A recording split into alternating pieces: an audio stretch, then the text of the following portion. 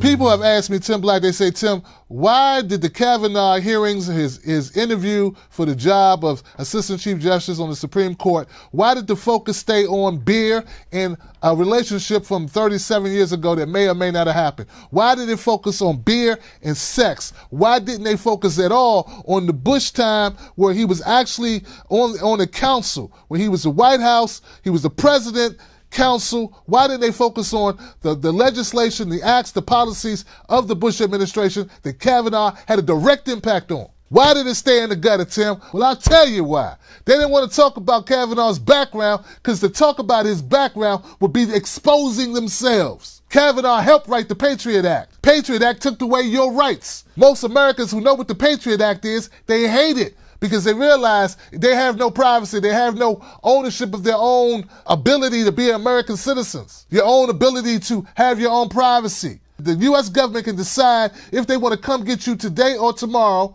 without any due process at all because of that Patriot Act. Kavanaugh was the chief architect of that act, but there was only one senator who voted against that act back in 2001. His name was Russ Feingold out of Wisconsin. Now all the other senators voted with it. So they don't want to talk about that horrible vote because it would do what? It would sully the senators that are still there in Congress or in the Senate right now who voted for that horrible act, the torture memo that he helped draft, where he somehow made it possible, somehow made it seem like it was reasonable for America to become the worst of the worst, which was the torture, was to use waterboarding. That was also Kavanaugh. So they didn't want to focus on the real things that you could quantify.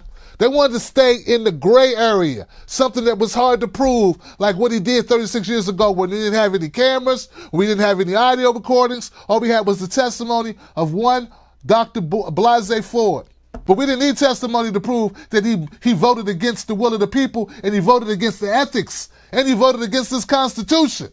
You didn't need any witnesses for that because we already had him dead to rights. But these Trump supporters keep telling me, Tim Black, you're wrong. Kavanaugh's a good guy.